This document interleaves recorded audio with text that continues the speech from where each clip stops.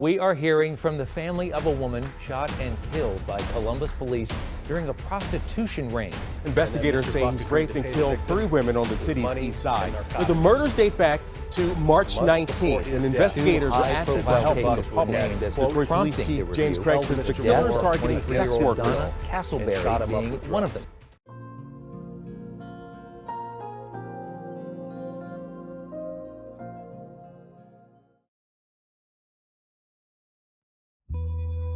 Sex work is a loaded and controversial subject for people all over the globe.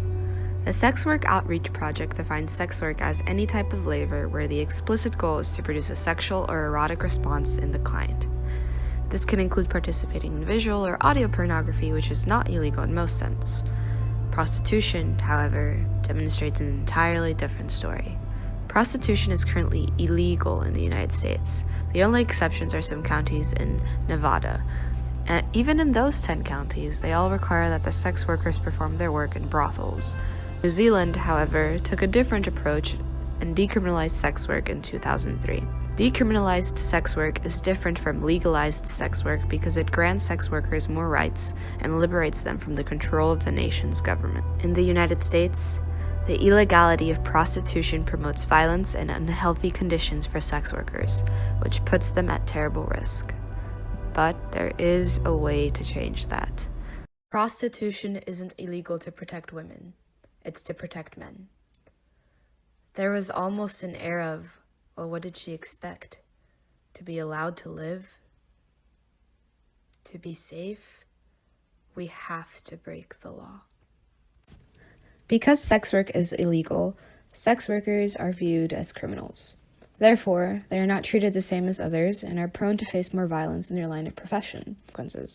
Some police are even guilty of abusing them and getting away with it because they are on the right side of the law.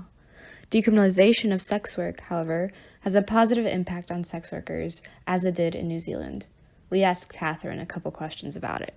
My name is Catherine Healy, and my role is National Coordinator, and I was also a founding member for the New Zealand Prostitutes Collective. It's a sex worker-led organisation. And so how safe were sex workers before a law was passed? None of us were ever safe from the police actions. The police would pretend to be our clients and later on would arrest us. And we felt that we really were cut off. We couldn't access, the usual support systems like call the police. So, that is an amazing change.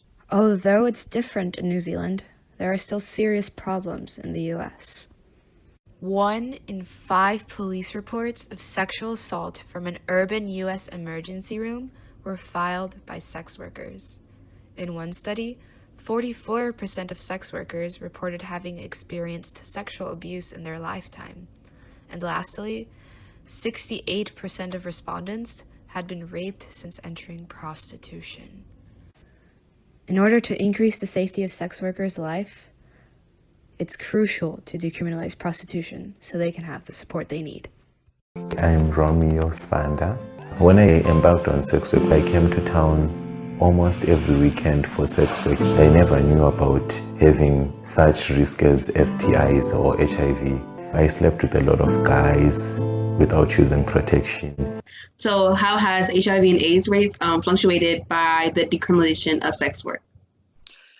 Really, it's made a significant difference. I mean, sex workers in Aotearoa, New Zealand, have always had a really good outcome in terms of prevention of STI transmission.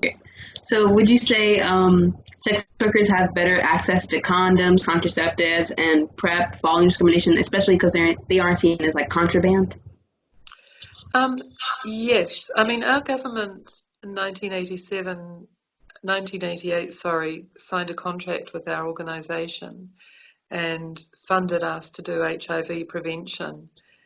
And they also fund heaps of condoms. The prevalence of HIV among female sex workers in the United States was reported to be from a low of 0.3% to a high of 32.1%.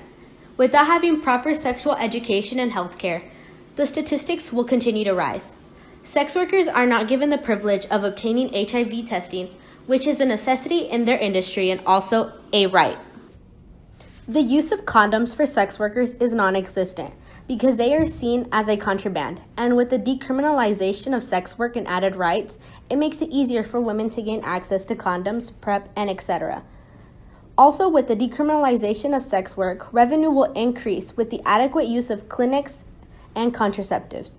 It doesn't stand out. Dallas police say 6 women or girls were being held captive and sold for sex at Jade Spa or Hawaii Spa. Andy says what matters most in this case are the victims. Rebecca Charlton is an anti-sex trafficking activist from Dallas, Texas, who is suing the state of Nevada for alleged trafficking in their legal brothels. Charlton was trafficked at the young age of 17, and for 10 years she would be forced to perform sex work following the guidelines of her trafficker. After finally escaping, she now runs a non-profit organization, Valiant Hearts. Nevada is not safe for women. Nevada has 63% higher rates of an illegal sex trade than any other state in the country. They strongly believe that the decriminalization of sex work will aid pimps and traffickers in exploiting women by allowing them to maneuver legally above the radar. So, is sex trafficking a growing epidemic in New Zealand due to the decriminalized sex trade? It's a no-brainer. Decriminalisation helps prevent coercion. It helps prevent trafficking in persons. Because it allows for all those people to come in from the cold and speak up without fear of arrest. So definitely it makes no sense to keep sex work illegal if you're serious about addressing exploitation or trafficking in humans.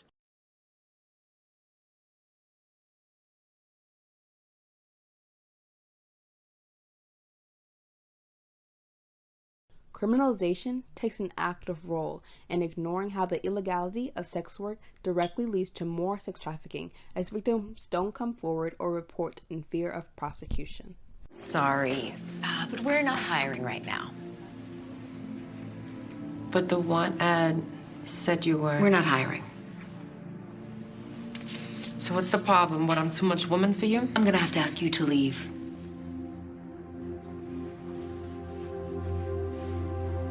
Thank you for your time.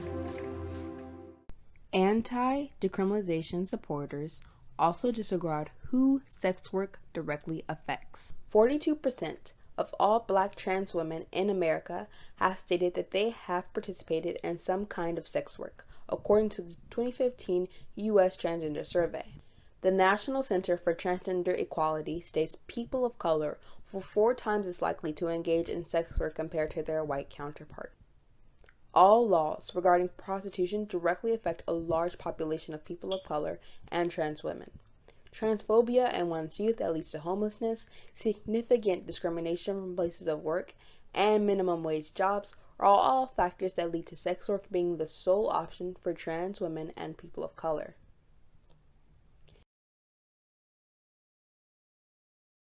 I think sex work is a person's choice, or at least it should be, and I support it 100%. Yes, I think it should be decriminalized just because it's not our right to tell other people what to do and what to do with their body. People get really hung up on the question, well, would you want your daughter doing it? That's the wrong question. Instead, imagine she is doing it. How safe is she at work tonight? Why isn't she safer? The decriminalization of sex work via Congress that encompasses sex workers' needs and includes them in the conversation is critical to protect sex workers' health, safety, and to deter and highlight sex trafficking. Decriminalizing and providing workers with rights is the best solution. Donate to sex work advocacy groups in the U.S. who are grossly underfunded and understaffed. They need your support. Destigmatize this type of work. The harsh stigma and the need to control others' decisions, especially women, is the main reason decriminalization has not taken effect. Write to your senators letting them know of this urgent matter. And remember, sex work is real work.